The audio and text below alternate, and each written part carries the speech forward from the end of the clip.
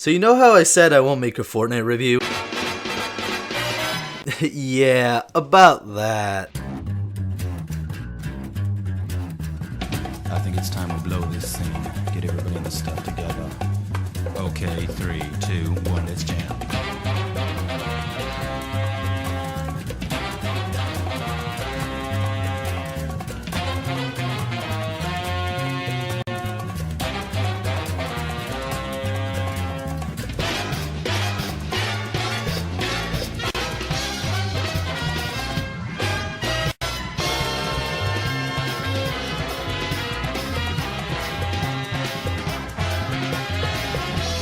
So, for those of you who don't know what Fortnite is, which I doubt due to the popularity of the game and the amount of normies hating on it because it's funny, doesn't really matter. For the lucky few that don't know what Fortnite is mainly a battle royale game where 100 players jump into a giant map where they have to collect loot, avoid the storm, and most importantly, kill the other opponents. Kind of like Hunger Games, but without the storm that constantly shrinks the playable area of the map. What made the game so unique is the building aspect of the game, where players can harvest materials such as wood, bricks, or steel to make a wall, floor, ramp, or cone. These materials can be then used to make huge forts, hence the name Fortnite. Objection! No, you're just straight up wrong. Nowadays, people have huge build battles with small keyboards that are practically upside down, and they have the ability to build the Eiffel Tower in 5 seconds, so... Yeah, since the building aspect came from Save the World, we could probably imagine what Epic intended on making. I mean, the game is called Fortnite for crying out loud. However, the community took it the other way, and they kind of just ran with it because, well, yeah. Anyway, the point of the game is to get an epic victory royale by being the last player standing. Yo! Yes! Let's go! Let's go! The game has also popularized a new way of microtransactions, the Battle Pass, which features a variety of cosmetics which the player can grind for in a specific amount of time. They also change the map every season and add new weapons and items to keep the game from being stale. More on that later. The game has changed since Chapter 1 Season 1, and the gameplay is similar but with a twist to it. So in this Fortnite review, I'm going to specifically talk about this season because did anyone even play during Chapter 2? Because I feel like no one I know in particular played during that time. The game was really shit, to be honest. But seriously, the new chapter has kind of grown on me. I won the game! Just a tad bit. And that's why I really wanted to make a Fortnite review, since I have waited until Epic releases all of the major things in this season. And hey, by the time you watch this video, we will most likely be a couple of days away, if not in Chapter 3, Season 2. So let me tell you how I will review the game. I have set up 5 different categories, which I believe are the most important ones to consider for the game. And at the start of a category, I will include everything that I deem is relevant to the category, and I will talk about what I enjoyed in that category, as well as what I deem is straight up dumb and how it could be worked around. After every category, I will rate the category from 0 to 5, with 0 being absolute trash and 5 being great. And at the end, I will get an overall score on the game. So if I rate all 5 categories 3 out of 5, except for one category, which is 2 out of 5, then the game will get an overall score rating of 2.8 out of 5. So do you get it now? Alright, let's begin the Fortnite review, shall we? Let's start off with the map. I mean, that's the first thing you see when you jump out of the battle bus. The map has switched, obviously. I mean, the map literally flipped, but what has somewhat changed though was the design and the color texture, something that an average Fortnite player does likely not pay attention to. The game has gone from super ultra colorful map for little kids with short attention span to these nice green plains with a great clean desert biome. There was also snow at one point, but that is currently melting away, so the map is returning to a somewhat old plain map. The season started off with 12 named locations and 68 landmarks. However, after the snow melted around the Loot Lake landmark and the season progressed, Epic removed the landmark called Frosty Fields and added back Tilted Towers with overwhelming support from the Fortnite community. And also with the snow melted, the Clombos came to the island, but more on that later. Epic also added a new location called Covered Caverns, so currently there are 14 named locations and 67 landmarks. When you play Fortnite for the very first time, the map is all grayed out and covered up in question marks on the named locations. To unlock the map, you must visit all the named locations locations and landmarks, and you will be rewarded with XP. I personally like this because this adds suspense to the location before you arrive at it, and it actively encourages the player to search for all the locations and unlock those to be rewarded with XP. The map is well built, and there aren't many places that you can have an advantage over the other players. Wanna have a chill game? Go to Camp Cuddle. Wanna do a sky base? Go to Logjam Lumberyard. Wanna be in the lobby after 15 seconds? Go to Tilted Towers or Covert Cavern. I mean, like, Clash Royale is probably going to go down as a strategy game as well, isn't it? That's literally a luck-based game. And all you do there is you just use Lumberloon and end off. The thing is with Clash Royale, in my opinion, it's literally just a luck-based game, and you cannot tell me Holy otherwise. Look how many people are here! What the fuck? When they get the Spider-Man web shooters in the first 15 seconds to run away from your enemies like a little bitch, go to the Daily Bugle or Condo Canyon. The map has a plethora of choices. Heck, you can even drop into one of the 7 outposts, pick up a literal fucking chicken, and use it to open the vault. I have no idea what Epic was thinking. Anyway, a new mechanic that makes the game more interesting is weather. The first time they added weather into wildlife was during Chapter 2, however it was only a fog or blizzard depending on the time of the year, which restricted your vision in a certain radius around your character. But in Chapter 3, Season 1, they added 3 new weather conditions in the game, which makes the game a whole lot interesting. First one up, the tornado. The tornado is, well, a standard tornado. After 25 seconds, it will turn into a violently rotating column of air that will drag props into itself when going into a building or literally anything that is a prop. Some props might fall off the tornado and they will be scattered around the map to indicate that a tornado has passed by. What is cool about the tornado is that you can use it as a launch pad. If you walk too close to the tornado, you will be sucked into it, and your character will constantly rotate around the tornado. However, if you pull out your glider, you can escape easily. I think that this is really useful in some situations because you can use this weather pattern as a mobility to get around the map quicker or escape from an enemy without relying on the Spider-Man web shooters or a launch pad, and the tornadoes usually end after 8 minutes. Next up, Lightning Storm. This is a dark cloud that takes a couple of seconds to form around a specific area. When lightning is about to strike a specific area, you will see small lightning webs on the ground before you get struck by God Enderu himself. When a lightning strikes you, you will be dealt 10 damage, but you will get a movement speed boost, kind of like when you use the chili chug splashes, or eat a pepper. Lightning strikes can also cause fire to nearby buildings. I mean, it's lightning. It's a very good ignition source. These buildings may burn, so beware of that. There have also been earthquakes around the map, but it's really more of a visual thing because it only cracks the ground, shakes the screen, and deals damage to buildings, so it isn't really that interesting compared to the other weather patterns. These weather patterns make the game very unique and unpredictable, which makes it a double-edged sword since it can either help you to win or totally ruin your game. So far, a lot of things that I have mentioned are really cool and I really enjoy them. The one problem I have with the map is Covert Cavern. Covert Cavern was introduced on February 1st, 2022 during the week 9 of the seasonal battle pass. Covert Cavern is a cave carved into the mountain south of Camp Cuddle, similar to the grotto in Chapter 2 Season 2. This cave includes new IO henchmen and an additional boss called the Gunner. After killing the boss, he drops a mythic Stinger SMG that deals 2 extra damage and reloads 0.25 seconds faster than the legendary Stinger SMG. As if the SMG meta is not bad enough, you also get a key card for the vault. The vault is filled to the brim with IO chests, supply drops, and much more. This is definitely way too much loot for a squad, let alone a solo player. You can see around the map there are a set number of chests in specific named locations, which I feel are balanced to a normal named location. However, Covert Cavern has too much to offer and too little to lose. Nevertheless, when week 9 rolled around, a lot of people were dropping there, and I get it. It's a new named location, but come on Epic, so much loot. Also, the Mythic SMG is not necessarily OP, but the Gunner is really easy boss to kill compared to the Foundation, which can two-shot you if you're not careful. It's more difficult to not get killed by other players in Covert Cavern. If I could make a change about this, I would decrease the loot depending on what game mode it is. Let's say there are potentially 100 things you can get out of the vault. When playing with less players in a game mode, say solos, the loot decreases to the fourth of what it should be in squads. So in solos, there should be potentially 25 things you can get out of the vault, 50 things you can get out of duos, 75 in trios, and 100 in squads. Even if you drop there by yourself in solos, you will still get more than even the 7 outpost is able to give you. And I'm sure that Epic already has implemented a random chance of how much can spawn in the vault, but I mean, there's always a chance that where you land, there won't be necessarily a chest there every time. That somewhat works, but even if with lower chances, you still get a lot of loot in the vault.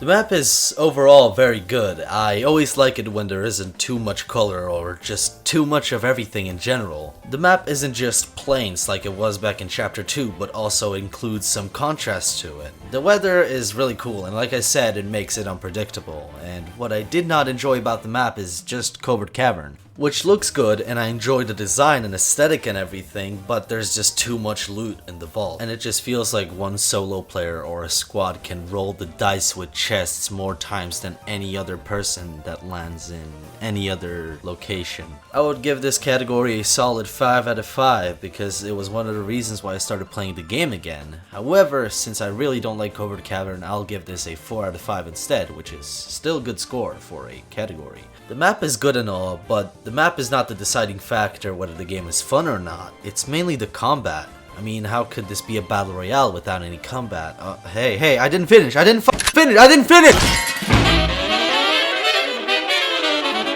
Combat and mechanics is a hard topic to cover because of it being in a constant changing state. Every season a new weapon, game mechanic, or mobility tool releases which can totally change the playstyle. Even so, the building mechanic has mostly stayed the same throughout Fortnite, and the only thing that has been changing in that field is the way that people build, which is why most of the OG Fortnite players stopped playing the game. However, the newest movement mechanic that came out this season was the sliding mechanic, and no, I'm not talking about the effect you got after standing on a chiller trap back in Season 7, Chapter 1. This movement mechanic that was totally not stolen from Apex Legends changed the way movement works, adding a whole new way of moving to skill-based combat. Sliding can be activated by holding down the control key while sprinting. The character then does an animation where they drop to their knees and tilt their spine and upper body backwards, causing the camera to shake and slightly increase their field of view. The character can slide at high speeds depending on how steep the surface is. For example, the character can slide fast off of a mountain, but will slide at a lower speed, say on a flat surface. Also, the character cannot slide upwards because physics, pretty self-explanatory. The player can also build, aim, and even shoot while sliding. However, the player cannot consume any item that requires you to stay stationary. The new sliding mechanic is honestly really good. I rarely get to use it, but when I do, I love sliding down the mountain or into someone's box because most players totally don't expect this to happen. Like, most just get confused, like, NANI?!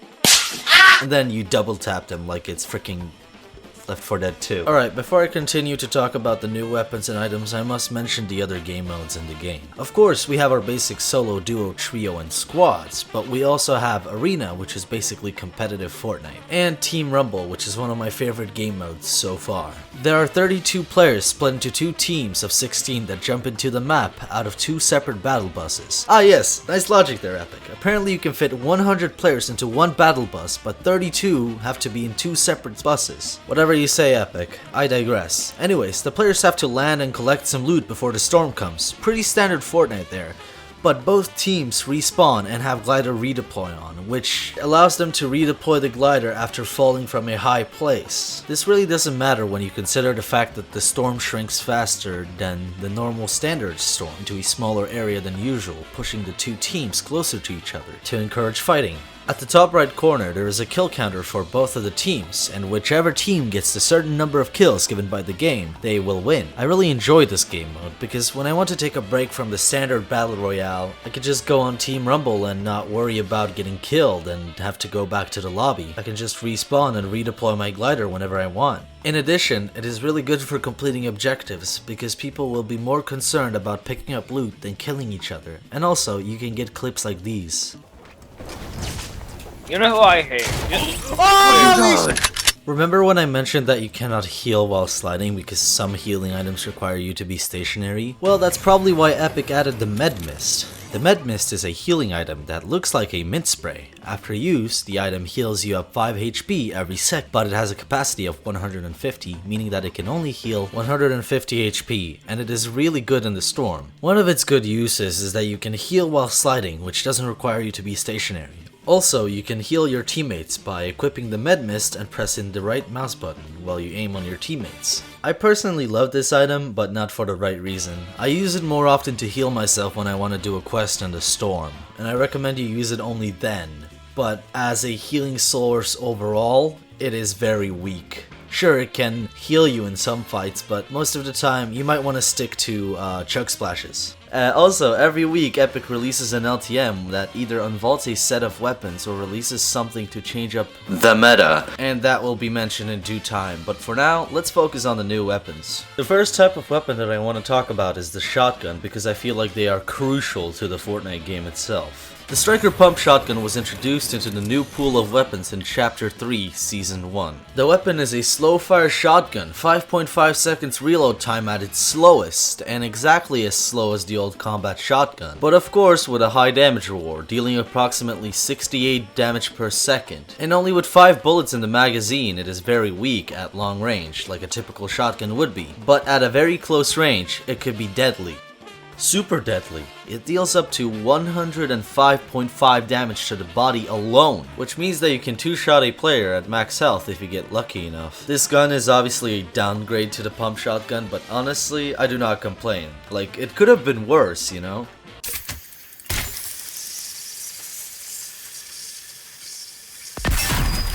Yeah, it could have. The trade-off is worth it. Sometimes. You can also make a shotgun SMG combo where you hit someone with the shotgun and finish them off with the SMG, which makes the trade-off not that bad. Just make sure you don't run out of bullets in your magazine, as it happens to me a lot during a fight. The second shotgun on the list is the auto shotgun, which was also introduced into the pool of weapons this season. While the striker pump has a slow fire rate but deadly at close range, the automatic shotgun is quite the opposite. With 8 bullets in the magazine, the weapon is a fast-firing medium-range shotgun that deals up to 92.4 damage to the body alone. The shotgun has a reload speed of approximately 6.27 seconds, and that's exactly how much it took to reload the old tactical shotgun back in Chapter 1 and 2. This counterpart to the striker pump shotgun is called automatic for a reason, as for approximately 5 seconds it'll give every single one of your enemies a Vietnam flashback to the drum shotgun. Pretty fun, isn't it? Seriously though, I have nothing bad to say about this shotgun. Sure, it can get a little spammy, but at least it isn't the MK7. And also, it's good for people who are just starting out with the game, because if you miss a shot, it's not like you have to sit there and press the space key like a f***ing lunatic until you can shoot again. No, you can actually just shoot again. Recently, Epic added back the game mode called Close Encounters. The game mode unvaults all the shotguns in existence of Fortnite and adds back mobility tools such as jetpacks, shockwaves, and grapplers. Also, not only is the storm there, but there is also a big horizontal storm which keeps the players from building a sky base. Honestly, the game mode is somewhat fun, but the second storm makes me very claustrophobic. I mean, you can't even use a launch pad in that game mode because you will go above the storm. But the reason why I mentioned this is because they added a third shotgun into the pool of weapons this season, that being the heavy shotgun. Now don't confuse it with the old one, because they may look the same, but they're not, okay?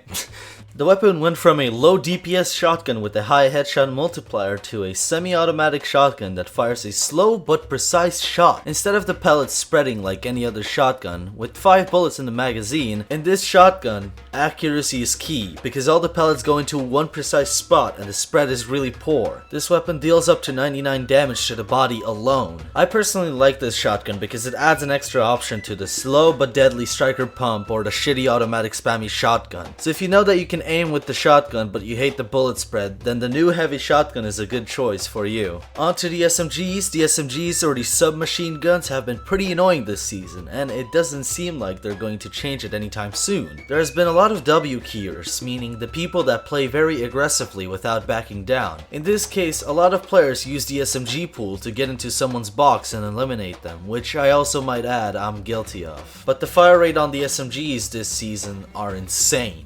Another weapon that has been introduced into the pool of weapons this season is the Stinger SMG. And oh boy, get your f***ing everything, because this is about to be good. The Stinger SMG is a medium-range, fast-firing, high-damage SMG, oh boy, that's a lot of words, that deals about 20 damage to the body alone, and has a fire rate of 12. With 30 bullets in the magazine, it deals roughly 8 damage in long range, which is why it's mostly used in close combat. I think that the Stinger SMG is too OP because of its firing speed. Not only can you take down structures faster than it could be built and also clip through the wall, but also it can deal 15 to 20 damage in close range combat. The gun has two little flaws, and what I would change to it is probably decrease the reload speed, but if it was up to me, I would straight up just delete this gun. It's too spammy and I hate it, so good thing there's only one bad SMG in this meta, am I right guys?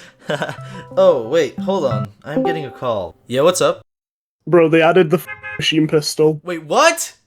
Also, why did you ban? No, this can't be happening, this can't be happening. No! In version 19.2 on February 8th, the machine pistol was added back to the pool of items in this season. Yes, the same machine pistol that was in Fortnite back in Season 1, Chapter 1. The machine pistol is a fast-firing close-range weapon similar to the Stinger SMG. It deals up to 19 damage and has almost no recoil. Are you nuts? The gun has a fire rate of 13.5, meaning that this gun, compared to the Stinger SMG, can obliterate buildings like it wasn't even placed in the first place. I mean, take a look at some clips from Cypher PK's video. Hey, what's up guys, it's Cypher. The machine pistol is now in Fortnite. We have another spray gun, so a little bit tricky here. 19 damage, 35 magazine size, and a 13.5 fire rate. I do like that the reload is quick. Hey, yo! Okay, that's kind of nasty. The recoil is not, like, it's almost non-existent.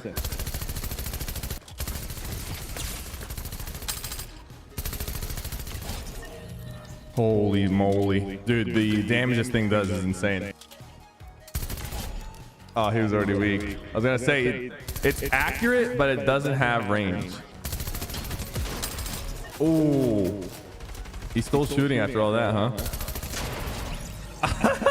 That looks like it went through his builds, man. I can't. I swear to God, if this gun was called Builder Obliterator 9000, I wouldn't even bat an eye on it, because that's how bad it is. I hate this weapon. All it takes is one brain dead motherfucker to find it, press the W key, and his left mouse button.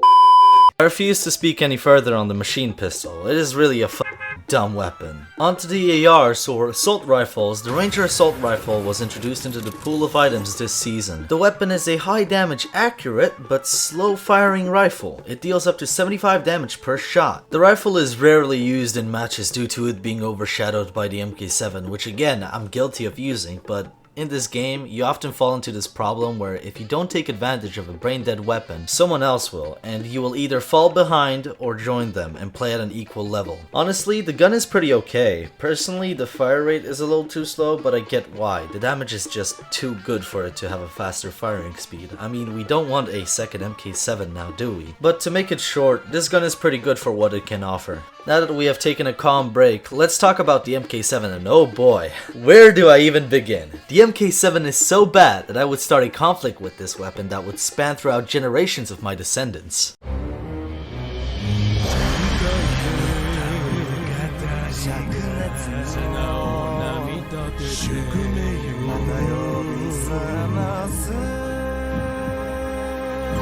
The MK7 was introduced into the pool of weapons this season. The weapon is a fast-firing, fully automatic assault rifle which also has a scope that lets you aim down sights. But don't let that nice-looking laser crosshair fool you. This thing is a menace to all the weapons in this game. The weapon deals at most 24 damage per shot, and it has a fire rate of 9. It has significant less damage than the Ranger, but it shoots really fast. The problem with this gun is that it shoots faster than people can build, which can cause things like these. Did you see that? Most of the players that get shot by an MK7 have no time to react. See this? This should not be allowed. How can an AR with a scope and a fast firing speed shoot through the builds of a player? And this is just one MK7. Imagine a squad of people spraying down one person with 4 separate MK7s. Personally, I don't like this weapon. I wish we could keep it in the game due to the cool scope, but either Epic has to severely nerf the weapon, which no one will use, or they keep it as it is. Which action speaks louder than words, so not changing the item is way worse than attempting to at least nerf it.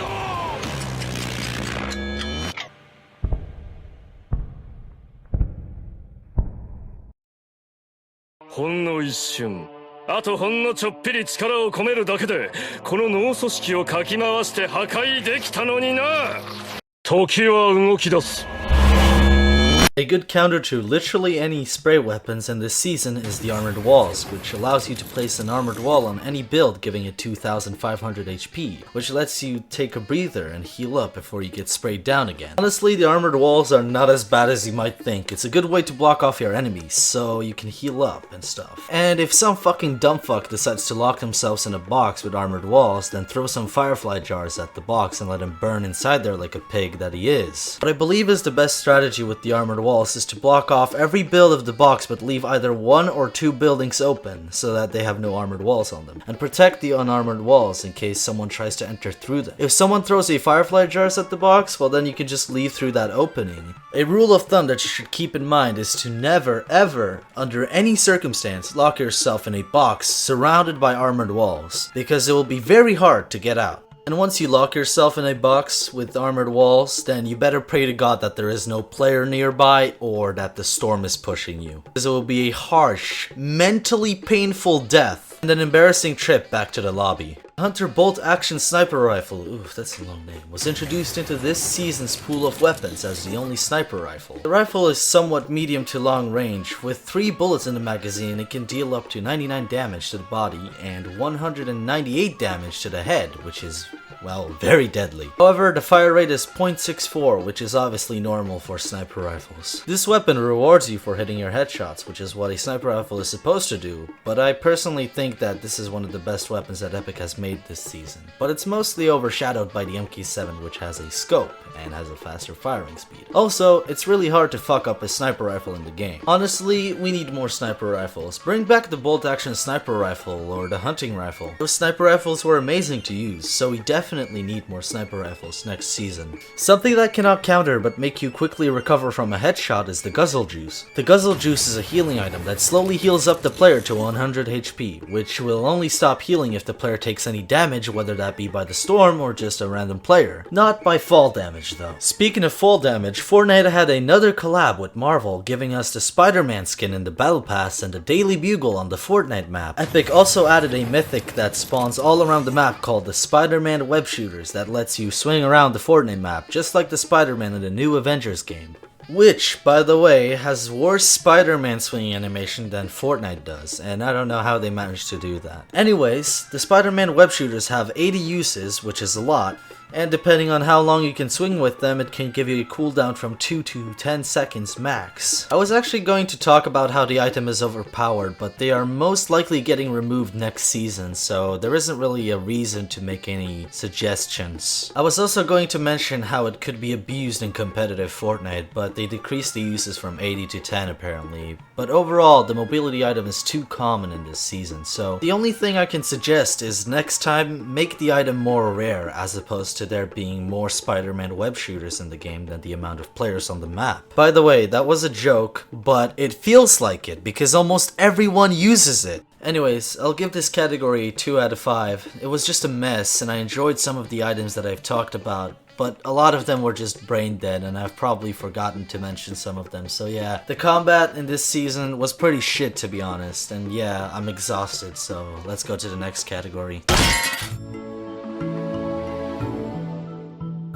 Both animals and non-playable characters or NPCs were introduced during Chapter 2, and it has been expanded on ever since. Epic also added gold, which is a currency in the Fortnite world. You get these for completing missions, opening chests, supply drops, llamas, you get the spiel. You then use the gold to upgrade weapons, purchase items from NPCs, or buy things from the llama vending machines. In Chapter 3 it's no different. NPCs are scattered across the Fortnite map. When you interact with them, you can either get a mission from them, or you can buy unique items for gold. I haven't bought much stuff from the NPCs, but honestly, it's a good feature. It's also good that they've limited this feature in competitive Fortnite, so good work, Epic. The NPCs are not limited to interactable characters that can give you items. There is also henchmen in places such as Covert Cavern or NEIO or 7 Outposts. Some are friendly until you attack them, and some attack you on sight. In Chapter 2 Season 2 was when they first introduced the henchmen, and I loved that season. It was pretty fun to drop into places like the Grotto and eliminate the henchmen. And that's all, so I enjoyed these NPCs. Now, onto the animals. Epic mostly added all the animals that existed in previous chapters such as wolves, boars, chickens, ravens, and sharks, which were introduced during Season 6 of Chapter 2, except for the shark, which was introduced 3 seasons earlier. I personally have nothing bad to say about these animals. The chicken, when you pick it up, makes the game fun, at least for me. The ravens and sharks can spawn by and give you rare item based on the color that they glow in, which is also pretty cool. And boars and wolves are basically free white heal because upon killing them they drop meat, which can heal you up to 15 HP. The new animal added this season was the Klombo. After Frosty Fields melted away, we got Tilted Towers, and apparently the Klombo dinosaurs were frozen inside the ice. When they unfroze, they started roaming the island. The Klombo is a giant dinosaur-looking creature with a huge head, large body, 6 legs that had 3-toed feet, and a tail that you can use to climb onto the Klombo. They also have a hole on top of their head like whales, which will be referred to as a blowhole, and they can launch the player high into the sky like a launch pad would. In addition, it breaks buildings due to its sheer size, and the Klombos have a really good appetite. It will consume anything in sight, including any items or weapons. Afterwards, they shoot out a different item out of their blowhole, and the item will be either better or worse in terms of quality or rarity. The Klombos also really love the Klombo fruit, and when you feed them, it will change color and shoot out a random item out of the blowhole. The Klombos are also passive until provoked. They can be provoked by being shot at, after which they will turn red and start attacking the nearest players. Yes, not the players that shot at them, but the nearest players to the Klombo. The Klombo will shoot acid out of his blowhole, which takes away 15 HP, and attempt to stomp on the player, which takes away 20 HP. And if you think that you can kill this monster, then you are giving yourself a one-way ticket to the lobby. Because it has 2000 HP, regenerates 1000 HP per second, and almost every weapon in the game takes away 1 HP from the Klombo. So these dinosaurs are basically indestructible. I remember seeing someone that modded a weapon to kill the Klombo and it didn't even have a death animation, it just disappeared. Seriously, sometimes I wonder what they must be smoking back in the Epic headquarters. But seriously, the Klombo along with any other mobs or NPCs are totally cool. They make every single match unique and different compared to the old Fortnite where you repeated the same stuff over and over again. So I'll give this category a solid 4 out of 5. I wouldn't give it a 5 because there are too many mobs on the island and I'll get to that at the end, but for now, let's go to the next category. So, you know how I said I will specifically cover this season? Yeah, I have a tendency to not keep my promises, but it would be really hard not to cover the lore without mentioning the previous chapters and seasons, since Epic has somewhat added some concrete lore into this game. So, let's get into it. In the beginning there, look, okay, if I was to explain the entire Fortnite lore, we would be sitting here all day, so I will give you a rundown of the important stuff, then talk about what has progressed so far this chapter. In the Fortnite universe, there is a Fortnite island that contains the 0 point. The 0 point is the heart of Reality Zero, which is the Fortnite universe. The 0 point is where reality came to. With an infinite power source, it cycles through countless realities, working as a bridge to other realities. For some, yet obvious reasons, the 0 point has a defense mechanism that puts everyone on the island in a loop where 100 people would fight each other, while a deadly storm controlled by the 0 point pushes everyone closer to each other. The 0 point also makes people aggressive and they are unable to communicate with each other, and every 22 minutes the map would reset. This part of the lore mostly came from the Fortnite comic books, which went into depth about the Fortnite lore itself and how the 0 point works, so you should definitely check those out.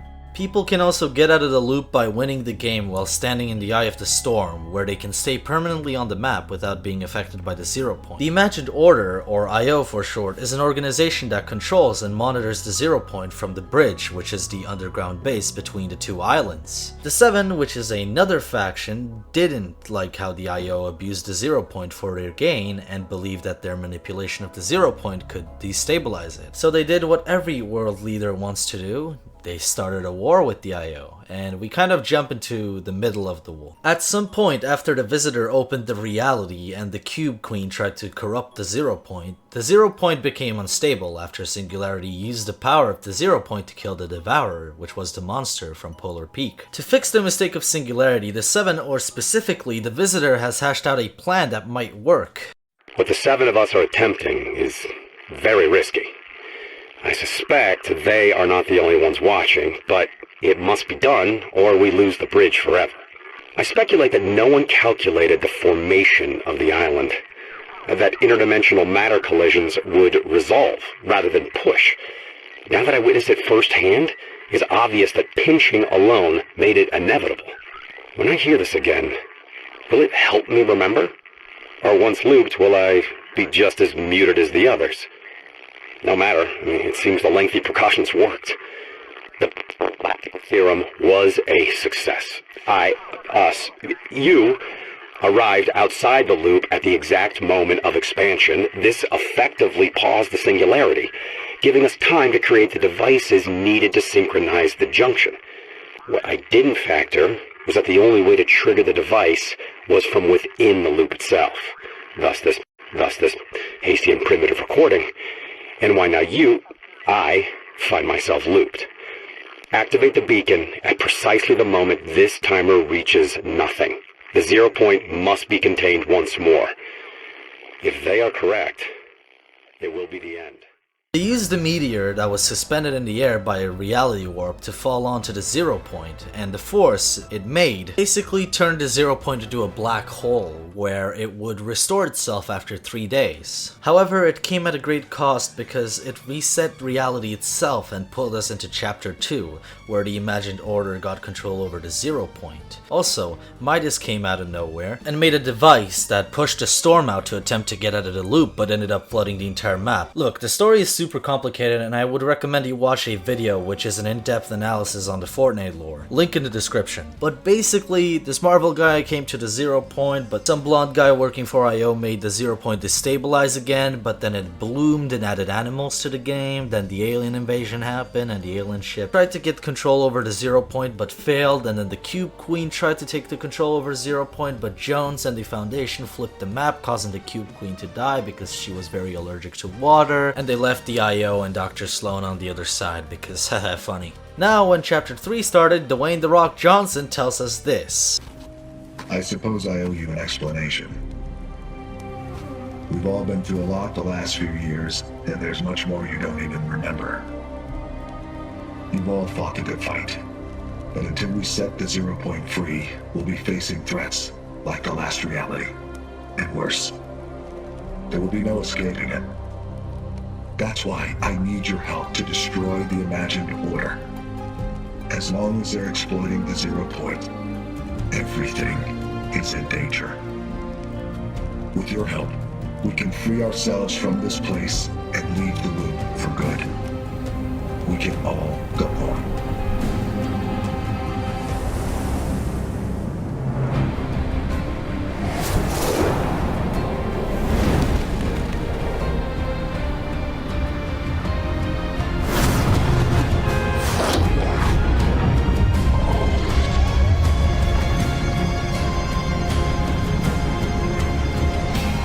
Currently, the 7 are preparing for a war between the 7 and the IO, and they are trying to gather as many 7 members as possible. In the tapes you get from the seasonal quests, you can tell that the scientist is trying to contact the Paradigm. Not only that, but through doing seasonal quests, we discover that something or someone is digging on the other side. The IO made drills to come to the new island, and they made their main headquarters Covert Cavern, and now it seems like tension is getting hot between the two groups. And we might be expecting a war next season, which I am totally hyped for. The lore of the game is much deeper than I thought it would be. Sure, some of it is speculation, but everything makes sense. It's not like the FNAF lore, where everything is confusing. And I gotta tell you, this one is a doozy. I'ma give this category 3.5 out of 5. The lore is big and good, but it's very confusing, so that's why I took away 1.5 away from the rating, but overall, the lore is pretty interesting, and I'm really hyped for more. The cosmetics are an important part of the Fortnite game. I mean, that's what allows you to customize yourself in the game. The purchasable skins have come far away from Chapter 1. Yeah, so Epic started making TikTok dances to make the brain-dead kids invest more money into the game, which business-wise is a good decision, but come on Epic, this is just cringe. Other than that, the skins got more customizability, which I freaking love. It allows you to express yourself in the right way. It isn't the same level as Team Fortress 2, but still, Epic has done a good job with expanding customizability in the game. The Battle Pass was very mundane this season, in my opinion. The skins were very uninteresting, and the only skins I was remotely looking forward to was the Spider-Man set and the Foundation set, because it's about drive and it's about power. But the Battle Pass itself is really good. Now, what do I mean by that? Well, the idea of the Battle Pass. See, what Epic has done is that they add skins that are available for the player, and if the player buys it and grinds the game, then there is a win-win for Epic and the player. Epic gets money and an active player base, while the player gets distracted with doing all the quests to make his Battle Pass worth the money. And if he doesn't, then he lost the money on the Battle Pass. This is why the Battle Pass appears everywhere in every video game from now on, because it's a good idea. Anyways, the cosmetics have improved since last time I played Fortnite, and I can clearly see that. And they also started making bundles for skin sets that are on sale, so it makes the consumer think that they are getting a good deal by investing in V-Bucks. It's a good business move overall. However, the Battle Pass was very mid, and most of the skins were really uninteresting, and it's either because Battle Passes have become so popular in video games as of late, to the point where it's annoying to see it, or Epic has made really shitty items in the Battle Pass. I mean, even Minecraft Dungeons has a Battle Pass. Like, how the I would give this category a 2.5 out of 5. The cosmetics as a whole improved, but the TikTok emotes and the Battle Pass rewards were very boring. Okay, so before I conclude this review, I will make a lightning round of every item that is currently in Fortnite that I've missed. Kind of like a honorable mentions, okay? You ready? Let's go. The Victory Crown was added as an item that players can get when they win the game or killing someone who owns a Victory Crown. If you get 2 victories while having the Victory Crown in your inventory, you will get an emote that counts your Victory Crown victories. Whoa, that's a lot of victory in the sentence, am I right? Primal bows were added at some point for a week to make the game unique, and there was 4 of them. One made a big fart on your enemy, one exploded so much that you could get one-shotted by them, one burned everything after hitting the target or a building, and the other had a shockwave grenade-like ability on it. The week was very annoying. The shield keg was added as a healing item, which when placed down could give shields to anyone up in a certain radius. The tent was added so that players could rest in it and hide weapons for future games. Rare chests were also added, and when you drop a weapon that is epic, Made in heaven!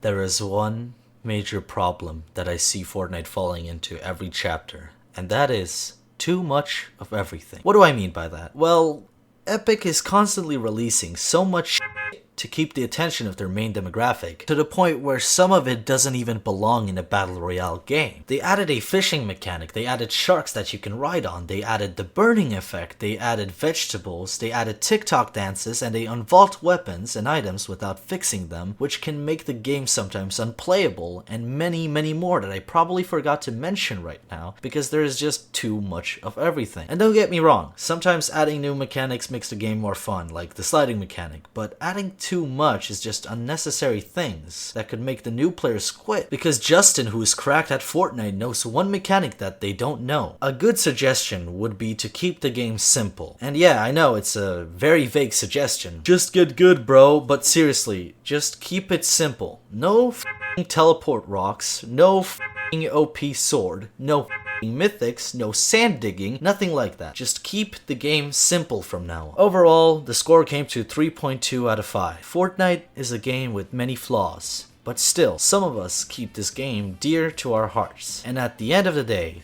if you get moments like these, or these, then it's still a fun game. And hey, when you get that victory royale, it's refreshing and fun. Go! Let's f***ing go, baby!